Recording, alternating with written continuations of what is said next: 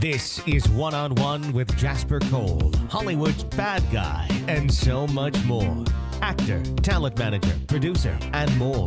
Now he's sitting down with today's top newsmakers from entertainment, politics, pop culture, and beyond. This is One on One with Jasper Cole. All right. Howdy, everyone, and welcome to One on One with Jasper Cole. This is your host, Mr. Jasper Cole, coming to you live today from Sunset Gower Studios right here in Hollywood, California, and want to give a shout out to Mr. John Williams. Hey, buddy, how are you? Hey, Jasper, doing good. How are you? I'm good. Another Wednesday, another show. What's up, Jasper? I got Dominic here now. Oh, and shout out to my other producer, Dominic Friesen. Hey, buddy. What's going on? All is good. Are you guys hearing the song? Is there a song playing in my head, or are these medications I'm on? I guess it's medications. We don't There's have any, voices in your head, Jasper. There's no music playing. You might have something in the background playing that you're hearing. Oh, okay. Well, because I have a complete song playing, so. Can you sing it for us?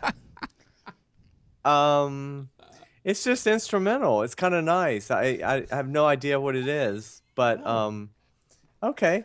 Anyway, It's Dominic's entry music. When he comes in, he brings the whole orchestra with him. Apparently. I think so. Well, anyway, everyone, welcome to the show, and please. How are you doing, by the way? How are you feeling? Well, I just told JW that I was on pain pills. I fell asleep and just 15 minutes ago. So good luck, everybody. I don't know what. I'm not really sure what's going to happen here. I didn't even know we had. Well, like, let's explain to our listeners that you were in for surgery a few weeks ago, right? And you are now in recovery, and you're walking again. So you're still in a lot of pain. And Although you're you may need to go pain. to a different type of recovery shortly.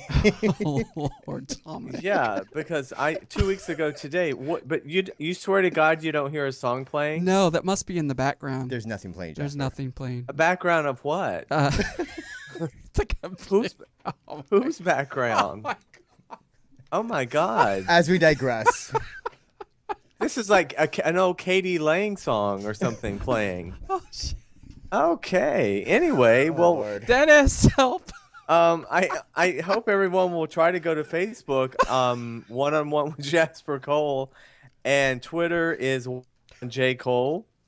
That's One on One with J Cole. 101. Mm-hmm. One on one. What is it? One on one J Cole. Right. That at One on One J Cole. You got it. Right. It's on the screen too. Mm-hmm. Yeah, and then you can go to my website, jaspercole.com. And today's show is being sponsored by 3 of our wonderful sponsors: Advanced Auto Parts, Extended Stay America, and ZipRecruiter.com. Oh, the music stopped. Oh no, there it goes again. Oh my God. This is gonna be a fun show. Annoy the shit out of me. I think there's something playing in the background of one of your windows or something like that's going on with your computer. I would just shut all your browsers and make sure that, Oh. Okay. So as we move forward, talking about current events and hot topics. But first of all, we're excited because today's guest, we have actor. Oh, hold on. Oh, wait, something's happening. We have actor Scotty Dickard in studio. He's the star of one of Netflix's highly anticipated new films coming out later this summer called XOXO. He co-stars with Modern Family star Sarah Hyland, actually. And there's a lot of buzz around the film. We're very excited to have him in studio. Mm-hmm. Very nice. But before guy. we do that, why don't we cover some of the hot topics? There's been a lot going on in the world for the past week. But wait a second. It's more important to let you know the music has stopped. Oh, okay, good. I can hear you now. But also go back to Scotty for a second. Yeah. Is he also from the South? Because I see he has an agent in Atlanta also. Well, he's super friendly, so I wouldn't doubt he's not from the South because he's a very, very, very nice guy. Oh, okay. But we'll soon find out his history when he's in studio. Oh, he's not there? No, he is, but I thought we were going to talk room. some hot topics prior to bringing him in. Mm-hmm. Oh, okay. That was the last okay. Mm-hmm. Go ahead. Okay. So I'm on Norco, by the Jasper, way. what's Have you going ever on had- in your have- world? Have you had Norco or Valium? I'm on both. Wow. Yeah. But you do Yeah, are have they a, spons- but we do are have they to note sponsored? that I was you gonna say they do- could be a sponsor. We could get the pharmaceutical industry involved. But a little side note, you do have a prescription for both pills. Yes, yes, he does. Allegedly, Uh-huh. I guess. Uh-huh.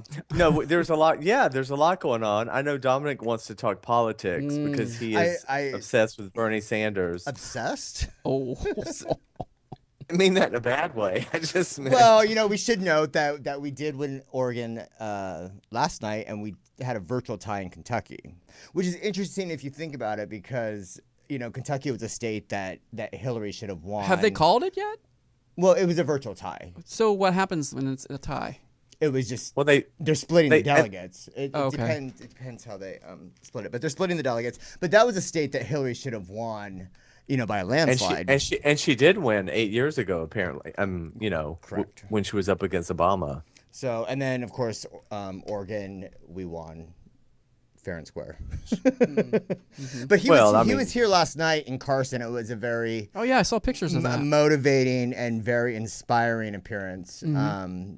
And I think any of the burners that were there can attest to that.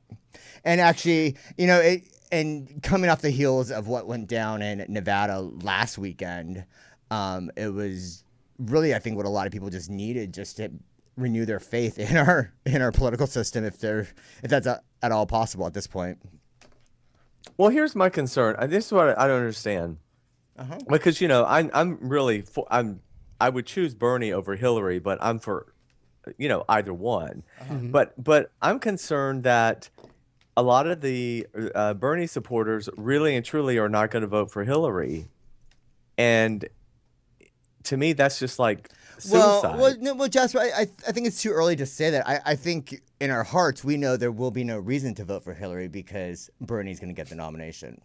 Okay, well, yeah, well, I mean, there is no conversation to have at this as point. long as you, I don't know what you took, but I've already admitted to what I've taken.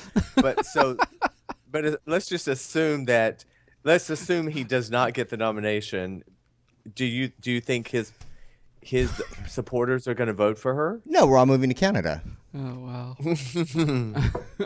By the way, if one more celebrity says they're moving to Canada, there's not going to be anybody left to be on our show. Because every other celebrity Well, that they can I see Skype interviewed in. said they're moving. Well, that's true. Yeah. That's a good point. Yeah. Okay, but the truth is, to Bernie, barring the contested convention or whatever, I mean, she's only like 80? Isn't she only like 80 delegates away from getting the nomination right now? No. Okay, that's what mainstream media wants you to believe. They're counting the uncommitted superdelegate count in that number that they always put on the screens of TVs, and they shouldn't be including that number. Those are uncommitted, unconfirmed delegate votes. So you've been drinking the Kool-Aid, among other things. Well, if the media's feeding it to him. Well, I do think it. I mean, I don't think it looks good for her. I think it looks it's kind of sad for her. Here at this point, what are we? Almost June now. I mean, it's 3 weeks before. She's literally hobbling her way to the convention. I mean, the crazy thing is that at this point, on her second time around, after all of the hundreds of millions that she's pilfered. At this point, she should be easy breezy, just sliding. Well, that's what I mean. It is kind of, I mean, even to lose Portland. I mean, Oregon, and then barely win Kentucky. At this point, she should just be like winning by a landslide these primaries. So I just don't quite. It's back to the Republican when there was going to be that whole contested Republican convention. Again, I think a lot of people don't understand, as I did not understand. You have to convince a shitload of these super delegates to change their votes. Mm-hmm. You mean, in other words, they have to decide that they think Bernie could beat Trump in the general. And that's what concerns me. Yeah. I don't I don't know if he could or not. But I think I think it's gonna be a very interesting convention in Philadelphia, and we're gonna have to kind of wait to see. I think the big turning point is gonna be California, and he's really taking a lot of her lead here in California. So we'll see, and hopefully everyone who's listening to the show has registered to vote because it's very important. And as we saw in Kentucky, every single vote counts.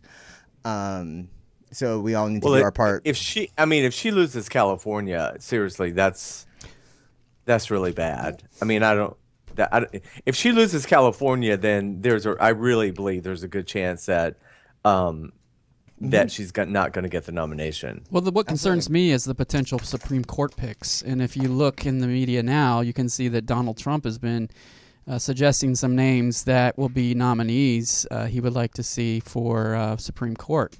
And, so that's the concern I have is that, because they're only the president's only in office for 8 years at the most, right? So the Supreme Court go on and on and on and on and on. So, yeah, that's what concerns me. I'm telling you, he scares. I watched his Megyn Kelly interview, and for the very first time, I actually got to see. I thought, you know what? Don't pass out. He reminded me of early Bill Clinton, in the sense when Bill Clinton, who I didn't find physically particularly attractive on the surface. And I sure as hell don't find Trump attractive. But there was something there. There's the same similar kind of charm. Yeah. There's some charming thing that he had last night with Megyn Kelly I'd never seen before. And then I started thinking, well, maybe this is why so many celebrities talk about the Donald they knew before the election that they always liked and they thought was really a cool guy. And then he's been playing this. He's a smooth talker. I mean, he's a smooth talker, but there's just too much in his past and his history and just even what he's said of late, I think, to ignore. Don't you think? Yeah, I mean, there could be nothing better than to have Bernie and Donald running, because you'd have basically the two kind of outsiders. Although I still don't know how Bernie's gotten by with the outsider thing. He's been. And you've got to remember though that in every single poll, Bernie wins in a landslide when put on a ticket versus Trump. Hillary does not. And if Hillary gets the nomination, we're in serious trouble, because the polls do not have her winning even by a large margin. In some cases, she loses to Trump. Yes. But don't you think in the same way, in a very similar way, that and this was not my opinion, so I don't want to sound racist when I say this. A lot of people went out and voted for Obama because he was going to be the first black president, and they really didn't know his policies at all. Don't you think there's still going to be a lot of that with Hillary? That there's still going to be a lot of people voting for her because to be the first just woman. On the basis that she's a female president? But I mean, I think that may have been the case, maybe a couple months ago. But I think that there's too much that's coming out. There's been too much fraud and voter suppression. What happened in Nevada was so disgraceful, and it was outright fraud. And there's just no way around it. Just the chain of events that happened. And if anybody looks into it, it's like. That was a rigged, stolen primary. There's no way else to, Well, do you remember the exact same thing happened to Hillary in Florida 8 years ago? It was the Obama Hillary situation. They did the similar thing, but it went against Hillary. And the one I can't stand is Debbie Wasserman Schultz, the president. ENC. I've always thought she was just mafia, ghetto, and shady. I don't know, something. I don't trust her because, I mean, and she's pro Hillary, so she's going to do anything she can to make sure Hillary gets as close to the nomination as possible. I think, but it's interesting. I don't know. It's interesting. My concern again is I just don't know if Bernie is too much of a socialist to a lot of people, and if he's going to be able to convince the voters of how he's going to pay for a lot of the stuff that he's promising. So that'll be the test, I think. To see the follow through. Well, we'll see. We'll see what happens. So, joining us in studio right now, Scotty just walked in. Oh, great! So, Come Hey, buddy. Yeah. How's everybody doing? good. Well, So, welcome to soaking the up all show. the politics talk. So now we're gonna move nice. to entertainment. Okay, sounds good. How are the politics these days? Do you want to go there? Well, you tell us. No. I'm glad I just walked in. yeah. I would usually keep my mouth shut most. Apparently year. there's an election or something happening. I don't know. Something coming up. or some variety show or something. yeah, some reality show. It sounds like a bad Hallmark Hall of Fame TV movie at this point. Yeah, so, yeah. yeah. Well, welcome, the buddy. parallels Thanks, to man. Scandal, actually, when we talk about entertainment, look at the parallels to Scandal, and that show's written way in advance.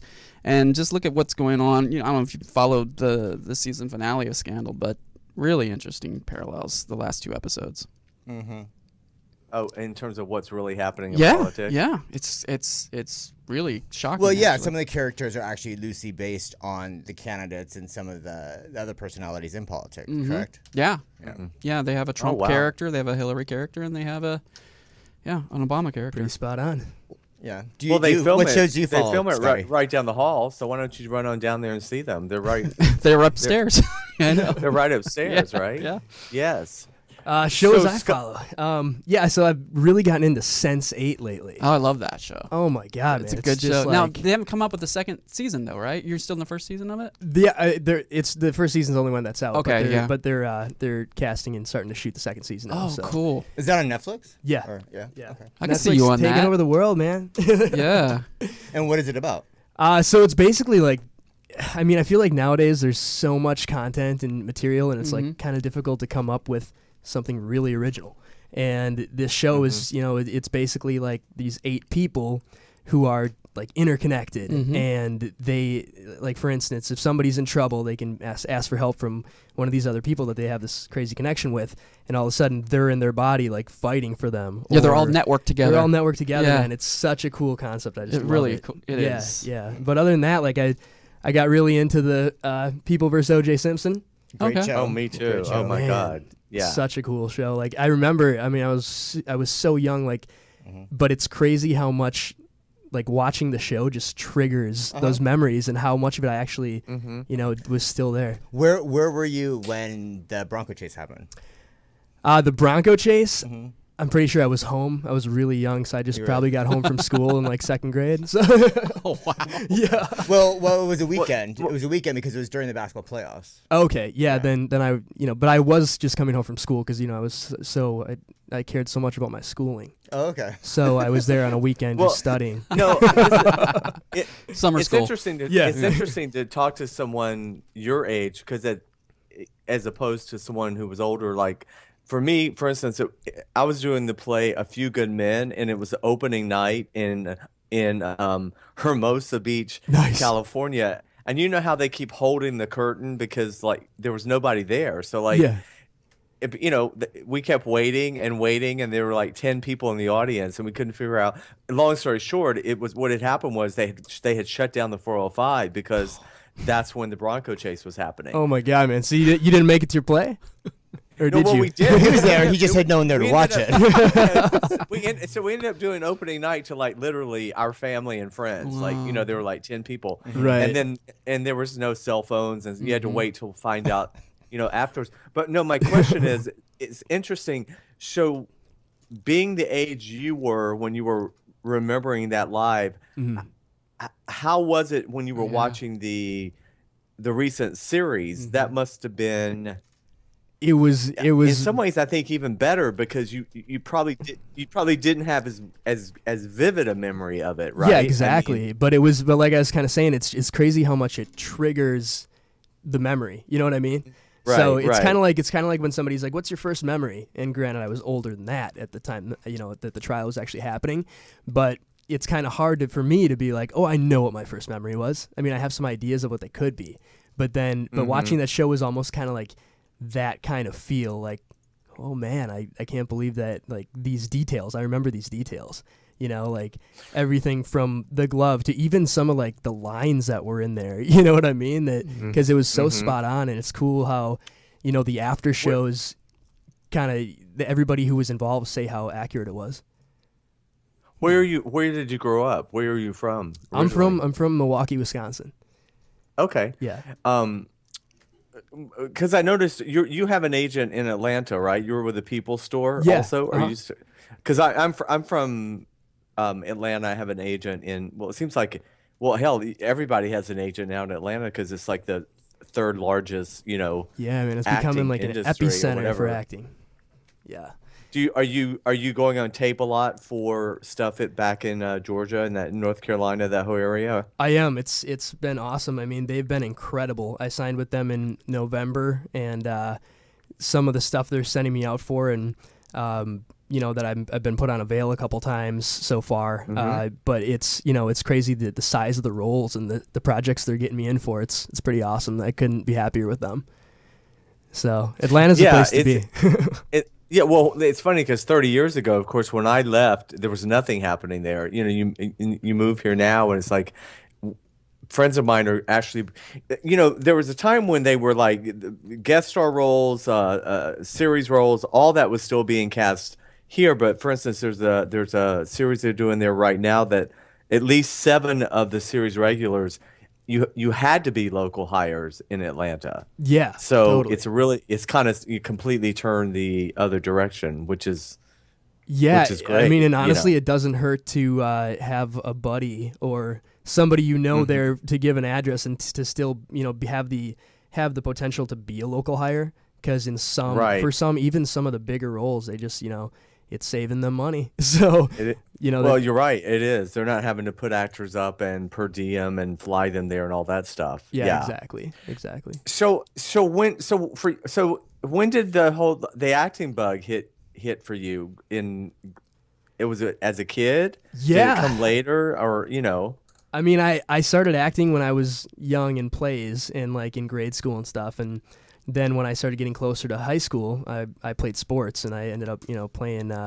I got a scholarship for tennis in college and played pro a little bit. So when I got to high school, I was kind of like, well, I can be the cool kid, or I can do the plays and stuff. So I did a little bit. I did some plays, but I kind of gravitated more to sports. And then in college, I started doing short films and student films and getting back into it and getting more on camera.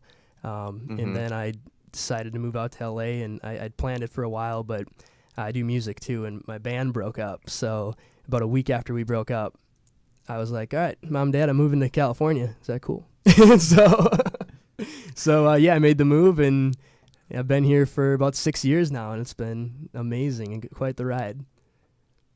Yeah, I always say to people, because I moved here like at 23, looking back, I think you have to do shit like that when you're that age. I so admire people who do it like at 50, because I mean, there's something about when you're in your 20s, you're just fearless, and you don't know what you really don't know the game. You don't know what the odds are. We just sort of like go, fuck it, we're going to California. Totally. And I think that's definitely like an actor mentality, is like just creative artists are like, oh, I'm totally going to make it. You know what I mean? Like that's just kind of in people's head. And then you get here and you realize how much work it takes, and you realize that you have to have patience. And the people who have the patience, a lot of good things happen. But what you said so true. I always say that young actors now, if you almost don't have that crazy mentality of course I'm going to make it. Yeah. I always say to people, if you don't have that, then please don't come do it, because it you know what I mean? Totally. You almost have to have that kind of mentality, or go have a really nice life somewhere, because it's lots of peaks and valleys. Absolutely. And you have to know or learn yourself. And I think a lot of people learn what they can take and what they can't take.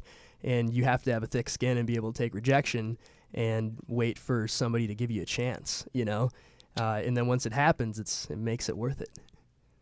Well, so after what was your, I mean, because I always say to people, enjoy the journey, because we're always like trying to quote make it. We're always working so hard, and we look back and we forget. Oh, well, I was kind of making it and didn't realize it at the time. But what was your first sort of I guess TV or film role? So I had you know how you have everybody's got a story like what could have been. So right, exactly. Like yes. Shortly after I moved out here, I got on an HBO show directed by Alan Ball, and True Blood, 6 Feet Under, the creator, sure, yes. American Beauty, the writer of American Beauty, and he's just kind of a legend. And I was fresh out here and I had a lot of confidence, but I get on set and I was just like the happiest person alive that day because I was on set of an HBO show. And I'm sitting there and I had like over a 2-hour break, and I'm just kind of sitting in the same chair I was shooting my scene in. And a producer comes up to me and is like, "So Scotty, Alan really likes you. We're making you a recurring character." And I was just like, "Oh, thanks. Awesome. Sounds good." And then I get in the van and like everybody on set had heard about it, and the driver was like, "Dude, this doesn't happen to people. You're lucky." But the story that could have been, that kind of ended up on the chopping block. It didn't get picked up. So, but that was the first, thing for me. But that's the beauty of that. I always call it, not in a bad way when I say beginner's luck, but there is something that's really nice. It's something that I actually miss now that I've been doing it for so long. There's something nice about those beginning times when you don't really know what the rules are, so you don't know. Definitely. Oh, this is a big deal or it's not a big deal, but just the fact that you worked with Alan, first of all, but then the fact you learned right away that things don't always go, things get cut, but the main point is enjoying the actual experience of doing it. Absolutely. And, it's just like any other job. A resume says, it helps you out a lot. And, once you start building credits and people know that you are, well versed and have had opportunities and been in front of the camera and worked with, credible people, then you're going to get more opportunities. And that only helped me. So as much as it sucked getting that call, which was actually from Alan, which was cool. Right, exactly. He called me like 4 days before Christmas and is like, "I hate to be the bearer of bad news during the holiday season." Oh, wow, yeah. I was like, "No, Alan, no." So, yeah. Well, but it sounds like you knew kind of early on also what your type was, which is also really important. It's funny because it's for me starting out. It was I knew that I could play a hippie. You know what I mean? But I didn't know what else I would get, and I was trying when I first moved out here to like find a class where somebody who's been in this business for 30 years can say, "This is your type. This is your type. This is what you're going to go in for." And I didn't, go to anything like that. I think for me it was like once I started getting, more legit agents and management that I just kind of figured it out with what I'm being submitted for, what I'm going in for, and what I'm booking.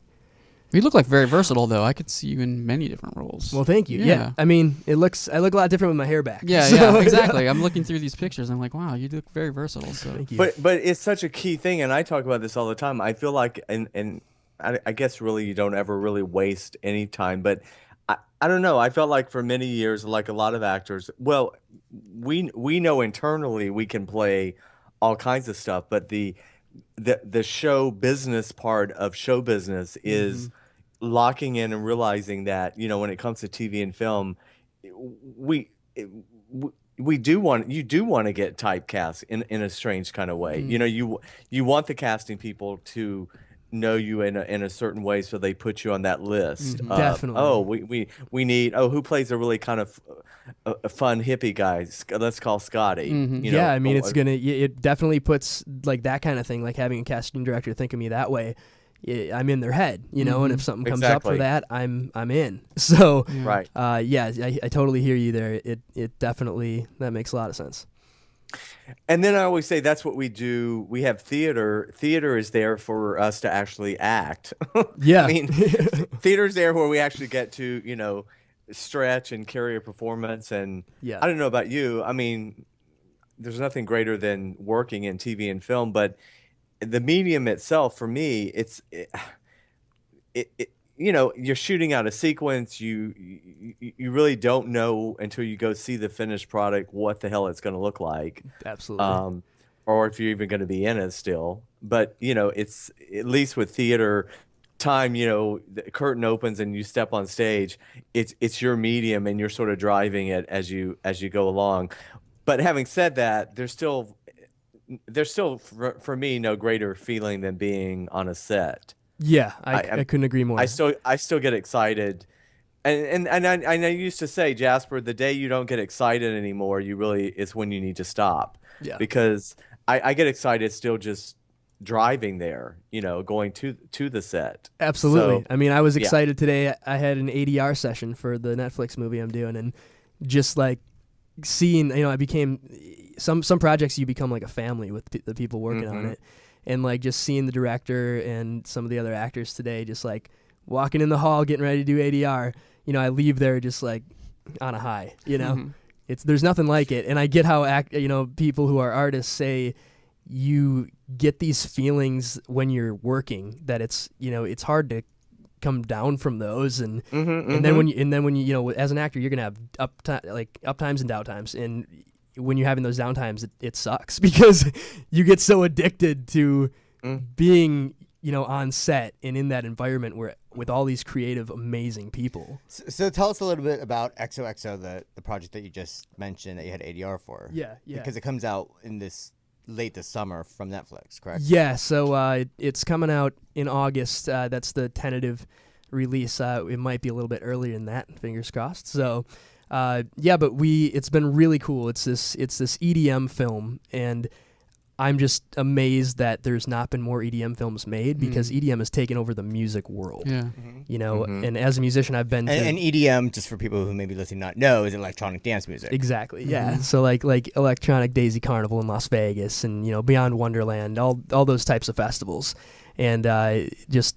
such an amazing world, and I've been really into that for years. And, me and my brother always go to festivals together, and it's always such a good time. So when I auditioned for this movie, I just had this this need for it, like every once in a while you'll get this audition that you just like, you don't just prep for an audition, you prep like you're going to film.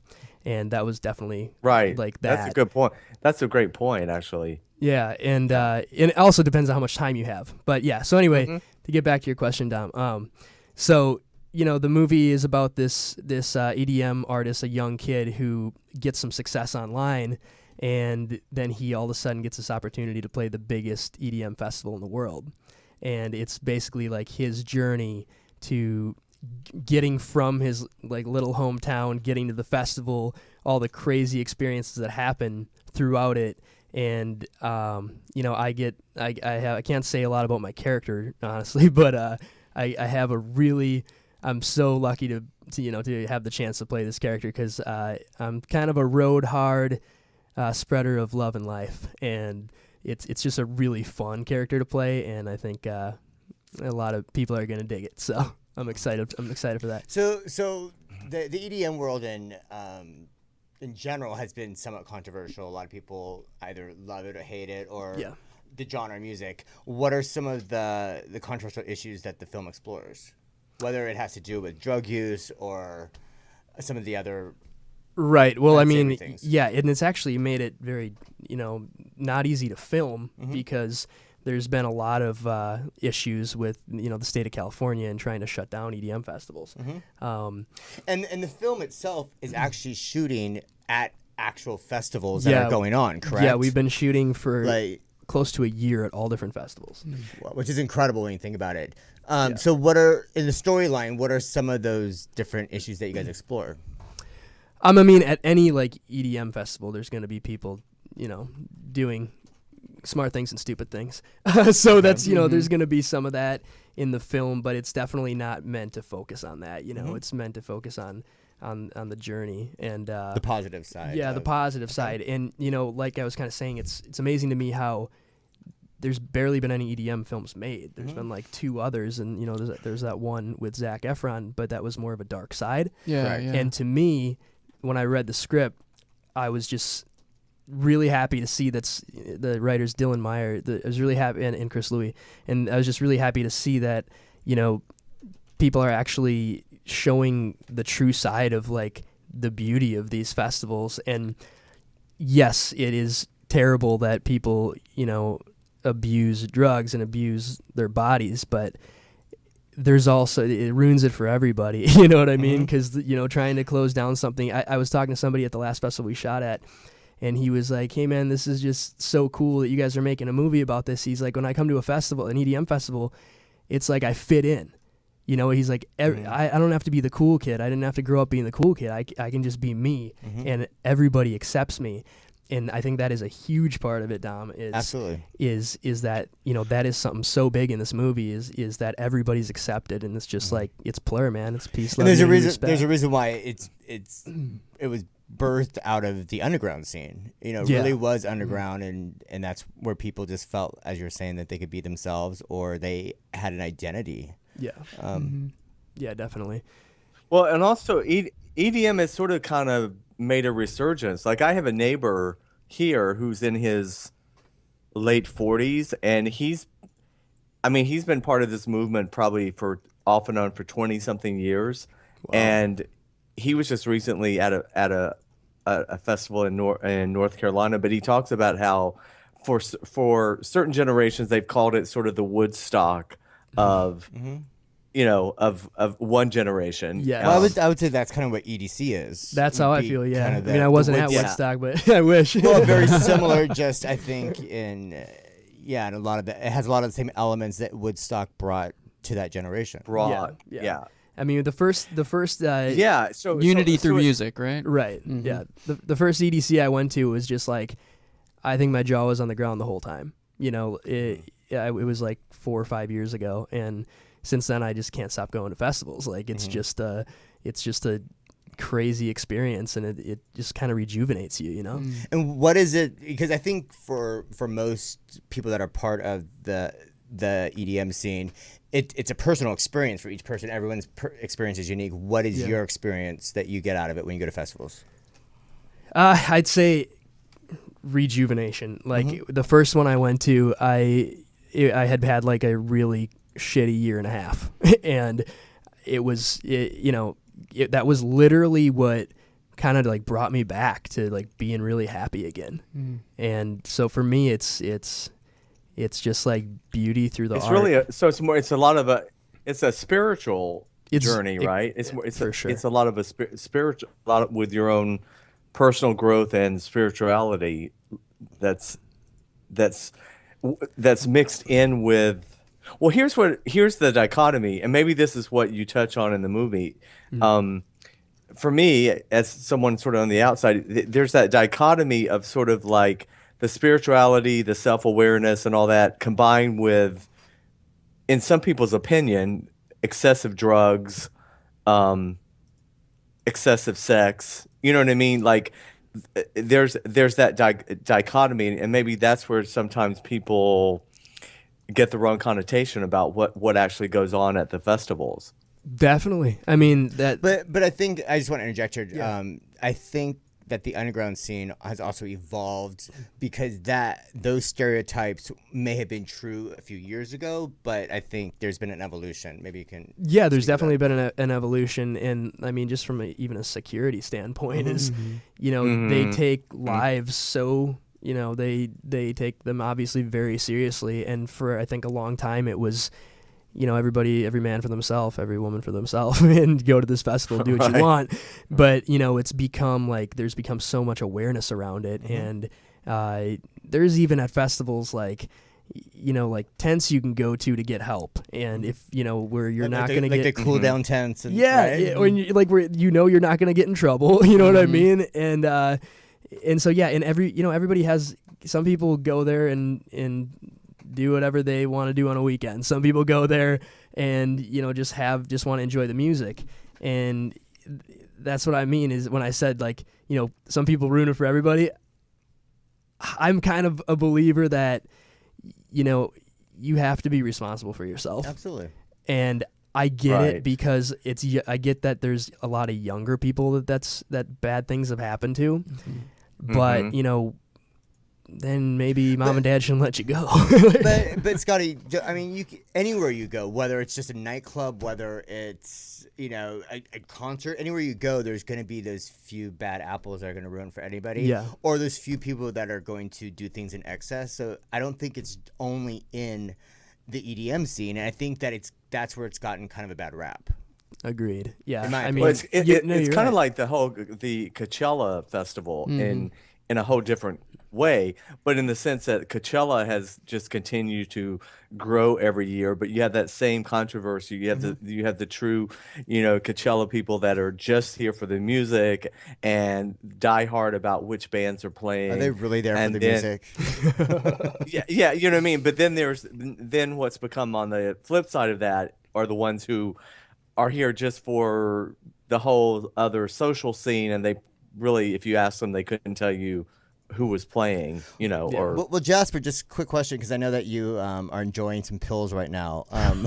Are you in the mood? Are you in the mood for an EDM festival this weekend, or what? No, I mean, I'm not kidding you. My neighbor right across the street, he's if he's not listening to this, he's probably going to run over here afterwards, because he has tried to, like, when I say educate me on EDM, and he's not even that much younger than me, but he is so into the EDM movement that I know he's just dying right now that this is what we're talking about, because he, like I said, he goes to all the he also is he a promoter, or is he he also DJs he DJs. What is his name? Just curious. Just out him right now. DJ Spin. Well, no. Peter Morley is his name, but he travels around like I said, the last one was a big event in North Carolina that they went to. I mean, he was literally living out. I mean, like outside in the woods. Like, whoa, that's cool. Camping, yeah. Like literally just on weekends, or he's just living that camping lifestyle? It was a whole week. It was a whole week experience, and I kept saying, but you went to the hotel at night, right? And he's like, no, Jasper, no, the hotel was. We were outside, and I said, "You've already lost me at that point." That sounds like Burning Man or something. The hotel was $5 a night because I was splitting with 4 people. That was my other thing is about Burning Man too. How do you compare? How does that compare to EDM? The music's different, isn't it? I mean, Burning Man isn't. Totally. I haven't been to Burning Man. Burning Man's more tribal kind of thing, I think, but. I think Burning Man is more dirty. Yeah, and EDM is more centered around the electronic music, obviously, right? It's in the lights and the stage spectacle, the props and all that, right? From what I've heard of Burning Man, is it's more like primitive. You know what I mean? Yeah. So Jasper, we pulled up Peter Morley, and he's the old school DJ in the desert, is what he goes by. There you go. So shout out to Peter Morley, the old school DJ in the desert. Well, he will certainly love that. Well, that's amazing. Okay. So my question to Scotty then about XOXO is this something that could also become a series, or is it strictly a movie? Because Netflix. First of all, Netflix is amazing. Yeah. They're doing oh my God, all amazing. the good stuff. But does it have any kind of? Does it lend itself at all to possibly being a series? I mean, as far as I know, that it's meant to be a film. Right. But I could absolutely see. Going back to my disbelief. I can't believe there's not a series about festivals, about EDM. Like, it's just taken over the world, and as a musician I've been to panels and stuff, and with some of the owners of the biggest festivals all over the place, and they'll be like, what do we do about EDM music? Like, we're losing fans, we're losing people coming to our festival, and the answer is start bringing in EDM artists. Right. So the film could, no question, become a really awesome series. Well, I mean, it's in a totally different vein. It's like the series Vinyl that I think just got renewed, right? That Scorsese is doing. Yeah. I mean, that's not this genre at all, but I could see a series about EDM looking similar in tone to that, in terms of that that kind of like that kind genre of gritty of a gritty like and sort of in your face and the different characters. But that's I actually haven't seen Vinyl, so I'm just what I've seen in terms of the trailers and stuff like that. Right, I've seen the first 2 episodes, and it's pretty awesome. It's a very cool show. Yeah, and just like you're saying, kind of like that gritty, stylistic approach is just a very cool feel. It gives you that like old school feel. Cool. Now, do you find with your look, with the type of stuff you're going, do you go in for a lot of comedies, or do you tend to go in for more drama? It's actually like half and half. It really is. Yeah. And yeah, I've been kind of, I think I've been fortunate to have people see me as versatile, because right, like even if I'll audition for something with my hair down, like I might get on set and they'll be like, let's see it back, and then kind of reinvent the character, or vice versa. It's just it's always different. And even like meeting with industry people, meeting with agents, whatever, like I might walk into a room and an agent might say, we think you should cut your hair, and then I'll literally just put my hair back, and then like, oh, you look completely different. Like maybe we won't cut it, So I mean, eventually. And I always say to actors, my advice too is the very thing that a lot of agents and managers want you to change about yourself, 9 out of 10 times becomes the one thing that makes you unique, or gives you that one thing that's going to end up getting you the job over somebody else anyway. So half the time they don't know what the fuck they're talking about. Yeah, but, maybe sometimes they just don't know what to do with you. You know what I mean? Exactly. Now I see you worked on Workaholics. That's a great show. Oh, also awesome show. Yeah, really cool, super fun. I was on set for 3 days with all the guys, and I got to work with Alexander Daddario too. So it was a really cool experience. It's kind of like being in a frat house.